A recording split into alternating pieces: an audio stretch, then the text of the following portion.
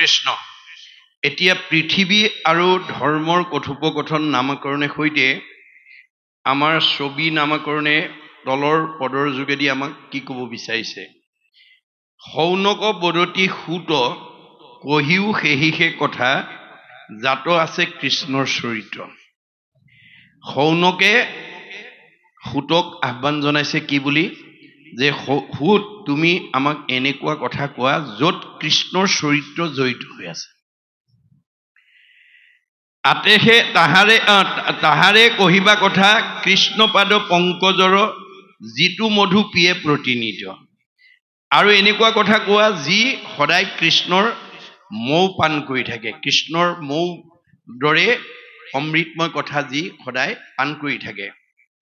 অসন্ত আলাপ ব্যৰ্থ আয়ুক্ষয় কৰে মাত্ৰ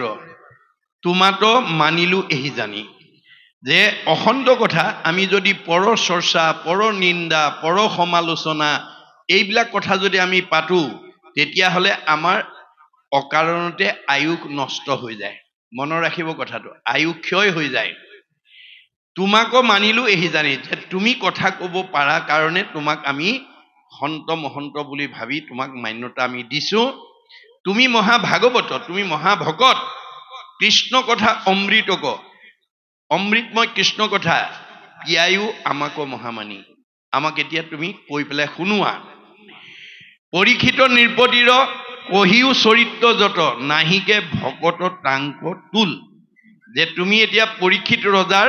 চৰিত্ৰৰ বিষয়ে কোৱা যিজনৰ সমান ভকত পৃথিৱীত দ্বিতীয় নাই তুলনা নাই আতেহে শুনিবে বাঞ্ছা বিষ্ণু বৈষ্ণৱৰ কথা যে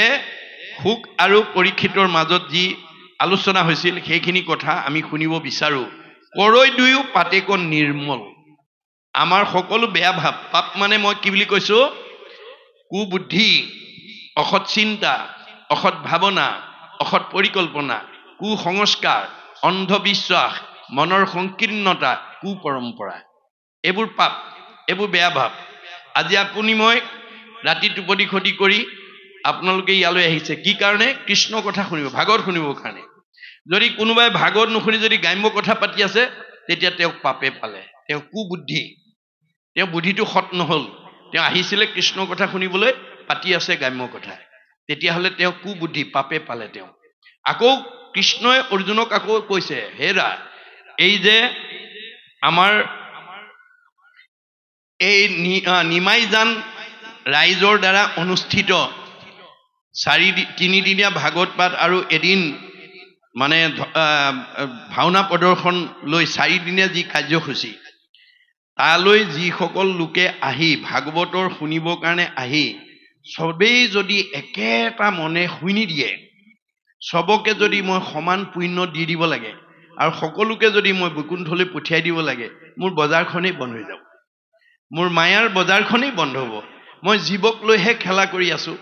সেইকাৰণে অৰ্জুন মই কাৰবাৰ মনলৈ মায়া নামৰ শক্তিটো পঠিয়াই দিম ৰীতে হথং যত প্ৰতিয়েত নপ্ৰতিয়েত স্বাত্মানি তৎ অবিদ্যাত্মানু যথা ইয়াভাসু যথাহাত্মহ মায়া নামৰ শক্তি এটা পতাই ভাগৱত শুনিবলৈ অহা কাৰোবাক গ্ৰাম্য কথা পতাই দিম কাৰোবাক চাহ তামোল খোৱাৰ কথা ভবাই দিম কাৰোবাক ঘৰত এৰি থৈ অহা কামকেইটাৰ কথা ভবাই দিম তেতিয়াহে মই তেওঁলোকক নম্বৰ কমাই দিব পাৰিম তেতিয়াহে তেওঁলোকক আনতকৈ মই দুখত ৰাখিব পাৰিম গতিকে মই বলেৰে নোৱাৰো মোৰ মায়াৰ জৰিয়তে তেওঁলোকক বিপথে পৰিচালিত কৰিম সেইকাৰণে আমাৰ পৃথিৱী থকালৈকে মায়াৰ শক্তিৰ প্ৰভাৱ বেছি মনত ৰাখিব কথাটো পৃথিৱী থকালৈকে ভক্তি মাৰ্গৰ মানুহতকে কৰ্মকাণ্ডী মানুহৰ সংখ্যা সদায় বেছি হৈ থাকিব এইটো ভগৱন্তৰ ইচ্ছা ভগৱন্তৰ মায়া সেইকাৰণে মই ৰাতিপুৱা কি বুলি কৈছো যে আপোনালোকৰ নিমাইজান গাঁৱৰ ওপৰত ভগৱানৰ কৃপা পৰিছে শতকোটি জন্মান্তৰে হুৱে মহাভাগ নৰসৰি ৰকজীৱে তেবে পাৱে লাগ তাতো যেবে মূৰ দায়া ভৈল জাক প্ৰতি সেহিহে কৰিব পাৰে আমাৰ ভকতি আমি 84 জুনি অতিবাহিত হৈহে মানুহ জন্ম পাইছো মানুহ জন্ম পালেই নহব ভগৱানৰ কৃপা পৰিব লাগিব ভগৱানৰ কৃপা নপৰিলে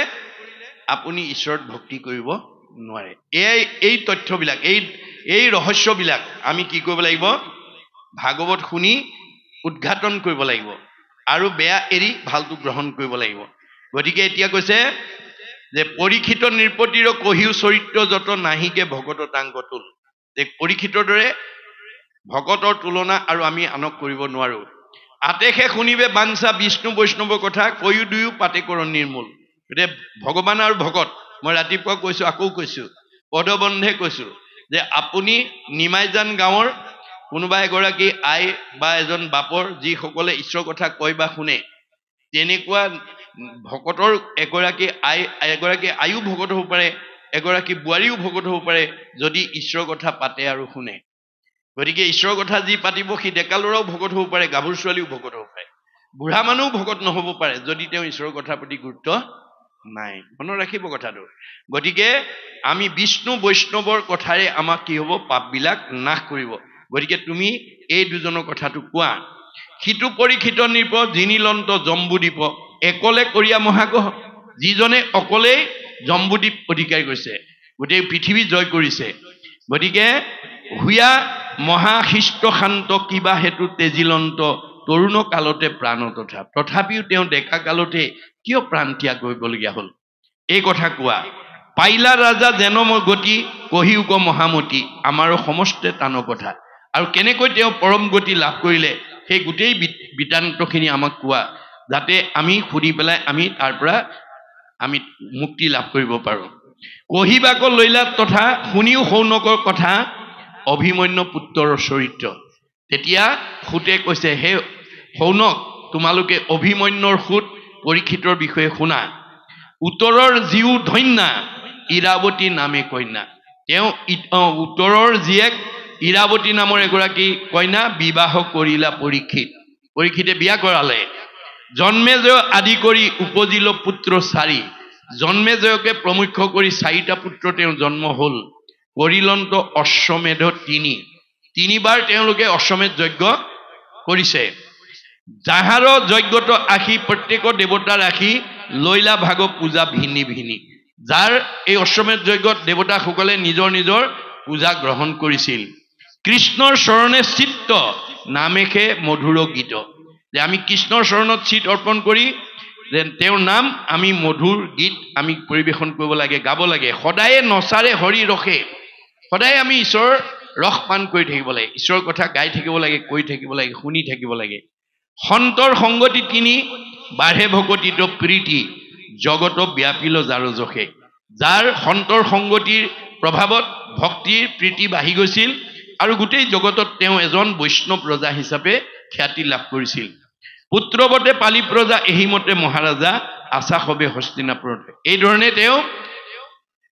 পুত্ৰবত প্ৰজাসকলক নিজৰ ল'ৰা ছোৱালীৰ দৰে মৰম কৰি শাসন কৰি আছিল প্ৰৱেশিলা ঘোৰকলি হেন শুনি মহাবলী হৰধনু ধৰিয়া ক্ৰোধত যে এই ধৰণে এটা শান্তিপ্ৰিয় জীৱন যাপন কৰি থকা অৱস্থাতে কলি আহিল বুলি পৰীক্ষিতে শুনিবলৈ পালে মৃগেন্দ্ৰৰ পৰাক্ৰম শ্যামচাৰী তুৰংগম জুৰি ৰথে চৰিলন্ত তাতে বহুবিধ বাদ্য বাজে হয়হস্তি সামৰাজে কৰিলা প্ৰায়ণৰ নৰনাথে লগে লগে তেওঁৰ ৰথ লৈ সেই কলিক আক্ৰমণ কৰিবৰ কাৰণে বা কলিক নিগ্ৰহ কৰিবৰ কাৰণে তেওঁ ওলাই গ'ল পৰৱৰ্তী পদৰ যোগেদি আমাক দেখাইছে কি যে শান্তিপ্ৰিয় ভাৱে পুত্ৰবত প্ৰজা পালন কৰি থকা ৰাজ্যখনত পৰীক্ষিতৰ ৰাজ্যত কলি আহিল বুলি শুমাৰ লগে লগে তেওঁ ৰথ লৈ গৈ সেই ঠাই পালেগৈ বৰিলা যতেক নৃপ জিনিলন্ত জম্বুদ্বীপ লৈলা সাধি সবে কৰ ভাৰ যিজন ৰজাই অৰ্থাৎ পৰীক্ষিতে গোটেই জম্বুদ্বীপ জয় কৰি সকলো ৰজাক তেওঁৰ দাসত্ব স্বীকাৰ কৰাইছিল কৃষ্ণ অৰ্জুনৰ কীৰ্তি গাৱে শুনি বাঢ়ে প্ৰীতি যে কৃষ্ণ অৰ্জুনৰ যশস্যা গাই য'ত আনন্দ অনুভৱ কৰিছিল দেন্ততাংক বস্ত্ৰ অলংকাৰ সকলোকে বস্ত্ৰ অলংকাৰ দান দিছিল হুয়া দেৱতাৰ দেৱ পাণ্ডৱক কৰা সেৱ যে দেৱতাৰো দেৱতা হৈ পাণ্ডৱক সেৱা কৰিছিল সুহৃদ সাৰথি হুয়া সখী কৃষ্ণই সেই পাণ্ডৱৰ সখী ৰূপে তেওঁ কি কৰিছিল সহায় কৰিছিল কটু বিৰাসন কৰি হাতত খড়গ ধৰি নিদ্ৰা এৰি থাকা ৰাতি ৰাখি কেতিয়াবা তেওঁ মানে হাতত খৰ্গ লৈ তেওঁ টোপনি এৰি ৰাজ্য পহৰা দি আছিল। কোনে? কৃষ্ণই। কৃষ্ণৰ বনাইব যশ বাঢ়ি যায় প্ৰেমৰ ৰস পুলকে শৰীৰ ধৰৈ নিৰ। যে কৃষ্ণৰ এই যশ কীৰ্তন প্ৰেম ৰস যেতিয়া কৈ থকা যায় তেতিয়া শৰীৰ পুলক হৈ যায় আৰু চকুৰ পানী ওলাই যায়। নাহি ৰতি বিষয়ত কৃষ্ণপদ পংকজত। যে বিষয়ৰ প্ৰতি আগ্ৰহ নাই, কেৱল কৃষ্ণৰ পদ পংকজত কৰন্ত ভকতি মহাধীৰ। তেওঁ সদায় কৃষ্ণত ভক্তি কৰিছিল। শুনিও শৌনক পাছে এক ভৰি মাত্ৰ আছে বিষৰূপী ধৰ্ম মহাভাগ। তাৰপিছত হে শৌনক শুনা, সেইখন ৰাজ্যতে বিষৰূপী ধৰ্মৰ মাত্ৰ এখন ভৰিহে আছে। মাৰে কলি দণ্ডলৈয়া অনন্তৰে পাইল গয়া ধেনুৰূপী পৃথিৱী কলাক। গতিকে এনেধৰণে বিষৰূপী ধৰ্ম, বিষৰূপী ধৰ্মক তিনিটা ঠেং ভাঙি পিছৰ ঠেংটোতো যে কলিয়ে কি কৰিছে, মৰিয়াই মৰিয়াই ভাঙিবলৈ যত্ন কৰিছে। তেনেতে গৈ তেওঁ ধেনুৰূপী পৃথিৱীক লগ পাইছে। মনত পৰম দুখ লুটকে তিতিল মুখ দেখি ধৰ্মে পুচন্ত ভূমিক। যেতিয়া ধৰ্মৰ তিনিটা ভৰি ভাঙি 4 নম্বৰ ভৰিটোতো যেতিয়া কলিয়ে দণ্ডৰে মাৰি আছে, তেওঁৰ দুখ দেখি ধেনুৰূপী পৃথিৱীয়ে এজনী গাই গৰুৰ ৰূপ লৈ পেলাই কান্দি আছে। কৃষক মনত ক্লেশ ভৈলাহা বিবৰ্ণ বেশ কৰিছা ক্ৰন্দন দেৱী কি ক। ধৰ্মই সুধিছে, হে দেৱী তুমি কিয় কান্দিছা? একে ভৰি ফুৰু ভ্ৰমি মোকে লাগি কান্দা তুমি। মই এটা ভৰিৰে পৃথিৱীত ভ্ৰমি থকা দেখি তুমি মোৰ কাৰণেই কান্দিছা নেকি? কৰিছা ক্ৰন্দন দেৱী কি, একে ভৰি ফুৰু ভ্ৰমি মোকে লাগি কান্দা তুমি। খেদ কৰা কিবা আপোনাক। যে মই এটা ভৰিয়ে খোজকাঢ়ি থকা দেখি তুমি দুখত কান্দিছা আৰু খেদ কৰিছা। ক্ষুদ্ৰ সবে হুইবে ৰাজা পিৰিবে অনাথ প্ৰজা মিলিবে ক লোকত বিপাক। যে ক্ষুদ্ৰসকল ৰজা হ'ব আৰু প্ৰজাসকলক কষ্ট দিব, এই ধৰণে দেশত বিভিন্ন বিপাকে দেখা দিব। হে মাও বসুমতী ঈশ্বৰ কৃষ্ণক প্ৰতি কিবা অনুশোচ কৰা তুমি। নে তুমি ঈশ্বৰ কৃষ্ণক লৈ পেলাই অনুশোচ কৰিছা, দুখ কৰিছা? ধৰি যিটো অৱতাৰ হৰিলা তোমাৰো ভাৰ তানে কৰ্ম স্মৰি কান্দা তুমি। যে তোমাৰ এই পৃথিৱীতেই ভগৱন্তই অৱতাৰ ধাৰণ কৰি দুষ্টক নমন কৰি শান্তক পালন কৰি যেতিয়া বৈকুণ্ঠলৈ গুচি গ'ল, তেওঁক লৈয়ে তুমি দুখ কৰিছা নেকি? তাকে লৈ তুমি কান্দি আছা নেকি? এইখিনিলৈকে মানে ধৰ্ম আৰু পৃথিৱীৰ মাজত ধৰ্ম এটা ষাঁড় গৰু হৈ আছে আৰু পৃথিৱী এজনী গাই গৰু হৈ আছে। দুইজনৰ মাজত এইখিনিলৈকে এই কথাখিনি আলোচনা হৈছে। ইয়াত এতিয়া ধেনুৰূপী পৃথিৱীক উদ্দেশ্যি মানে বিষৰূপী ধৰ্মই কৈছে কি বুলি, যাহাৰ চৰিত্ৰ ছয় মুক্তিকো বিৰম্বয় হেন কৃষ্ণ ভৈলাহা বঞ্চিত। যে যাৰ কথা পাতিলে মুক্তিও মানুহে নিবিচাৰে, ভকতে মুক্তি নিবিচাৰে। মুক্তিটো নিস্পৃহা যিটো সেহি ভকতক নমো ৰসময় মাগহো ভকতি। গতিকে ভকতে মুক্তি নিবিচাৰে, কিন্তু মুক্তিহে ভকতৰ পিছে পিছে গৈ থাকে। কাৰণ ভকতে অবিদ্যা বিনাশ কৰে, অজ্ঞানতা নাশ কৰে। অবিদ্যা নাখিলে আনো বিভূতি যতেক ভকতৰ পিছে পিছে ফুৰয় প্ৰত্যেক। যদ্যপি তেখম্বে তাক স্পৃহা নকৰয় তবু পুনু ভকতিয়ে তাক মিলাৱয়।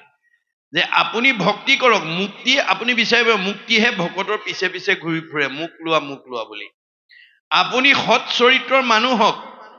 আপুনি কাকো সন্মান বিচাৰিব নালাগে। সৎ মানুহক সকলোৱে সমাদৰ কৰিবই আৰু অসৎ মানুহক সকলোৱে লেই চেই কৰিবই। গতিকে আপুনি বেয়া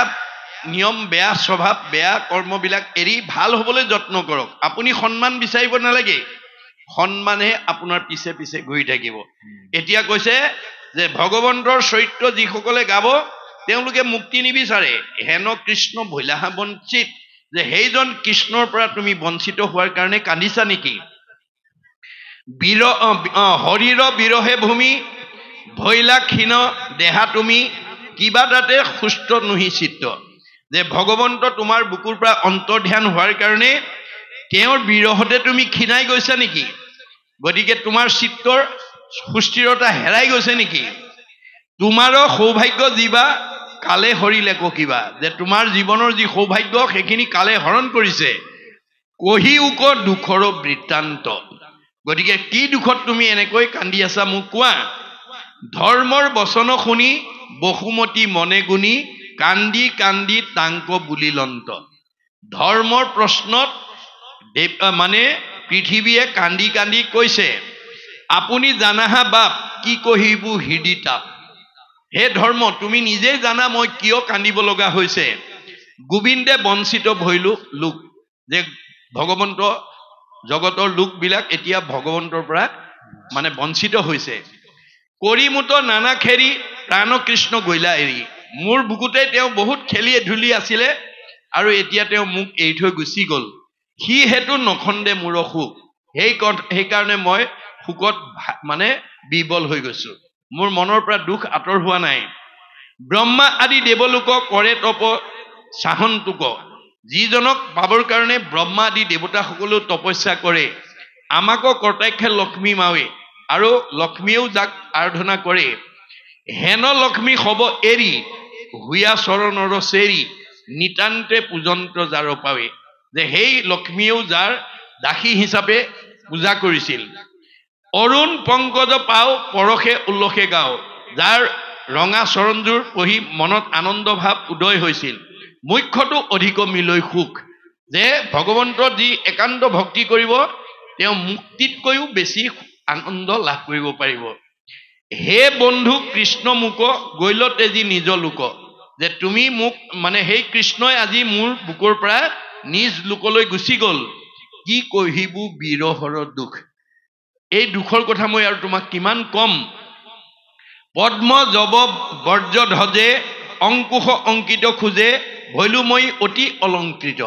তেওঁৰ ভৰিৰ তলত থকা ধ্বজ বজ পদ্ম জব অংকুশ এই পঞ্চচিহ্নই মোৰ বুকুত শোভাবৰ্ধন কৰিছিল স্বৰ্গটো অধিক আতি মুহুৰেখে ভৈলা খ্যাতি স্বৰ্গতকৈও মোৰ খ্যাতি বাঢ়ি গৈছিল ভৈলু মই মহাকৃত্য তেওঁ মোৰ বুকত থকাৰ লগে লগে মই পৰম কৃতাৰ্থ হৈছিলো ৰোমাঞ্চিত ভৈল গাও বাঢ়ি গ'ল গৰ্বভাৱ মোৰ গা ৰোমাঞ্চ হৈ গৈছিল আৰু গৰ্বভাৱ বহি গৈছিল প্ৰভুতো লভিলো মহামান আৰু প্ৰভুৱে মোক যথেষ্ট মান্যতা দিছিল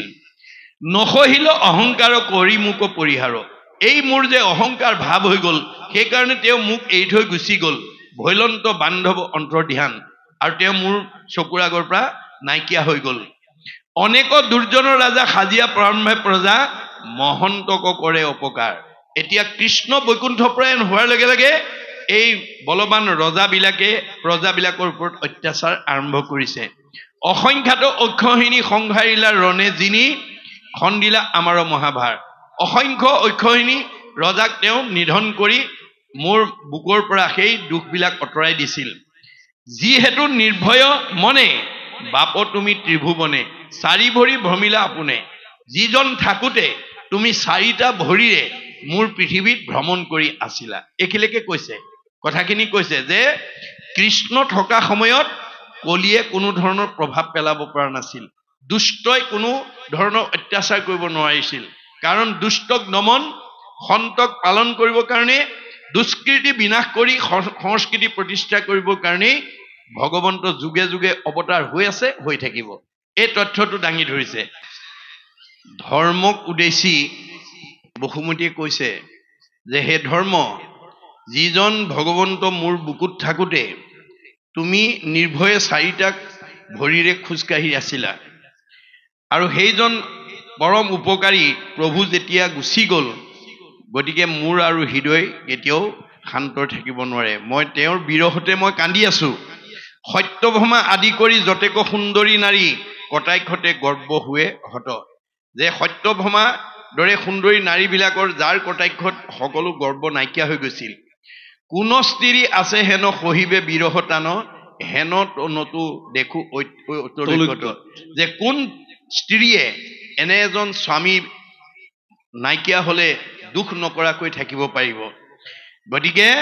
যাৰ পদ চিহ্ন পাই ৰোমাঞ্চিত ভৈলকায় ক্ষণেকে নেদেখি হৃদি দহে যে যাৰ পদ চিহ্নত মোৰ শৰীৰ ৰোমাঞ্চ হৈ থাকে আৰু সেইজনক মই নেদেখি এতিয়া খন্তেকো মই থাকিব পৰা নাই মোৰ হৃদয় দগ্ধ হৈ গৈছে হেন প্ৰভু গৈলা তেজি শুক সাগৰ তমজি মৰু হেৰা প্ৰভুৰ বিৰহে গতিকে সেইজন ভগৱন্তৰ বিৰহত মই এতিয়া মৃতপ্ৰায় হৈছোঁ, মই কান্দি ভাগৰি গৈছোঁ। পৰম সুন্দৰ বেশ দৰ্শনে হৰে ক্লেশ, যাৰ সুন্দৰ চেহেৰা দেখিলেই মনৰ দুখবিলাক নাইকিয়া হৈ যায়। মুখ্যটো অধিক মিলৈ সুখ, মুখ্যতকৈও সুখ বেছি পোৱা যায়। নয়ন পংকজ পাহি সুনাশা ইক্ষত হাতী, তেওঁৰ চকুৰকেইটা পদুম ফুলৰ নিচিনা আৰু মানে নাকটো তিল ফুলৰ দৰে আৰু ইষত হাঁহি, দুনাই নেদেখিব সিটো মুখ। আৰু মই তেওঁ এই সুন্দৰ অৱয়ৱটো আৰু মই কেতিয়াও দেখিবলৈ নাপাওঁ। লোকৰ অনৰ্থ হেতু পাপী কলি ধূমকেতু, তোমাৰো ভাঙিল তিনি পাও। গতিকে এতিয়া লোকৰ অনিষ্ট কৰি এই ধূমকেতু স্বৰূপ কলিয়ে তোমাৰ তিনিটা ভৰি ভাঙিলে। আত আনি অনুশোচ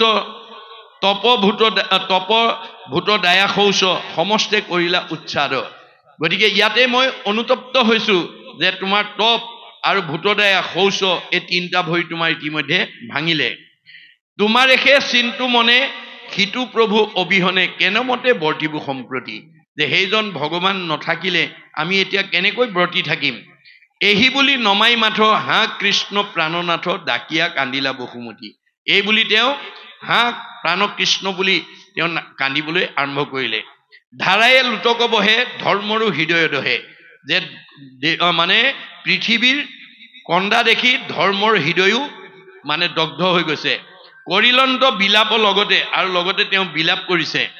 কৃষ্ণ গুণ সুমৰন্তে কান্দি কান্দি দুয়োহন্তে থাকিলা তথাতে হিমতে। গতিকে কৃষ্ণৰ কথা গুণ কথা সুমৰি সুমৰি দুইজনে কান্দি কাটি আছে।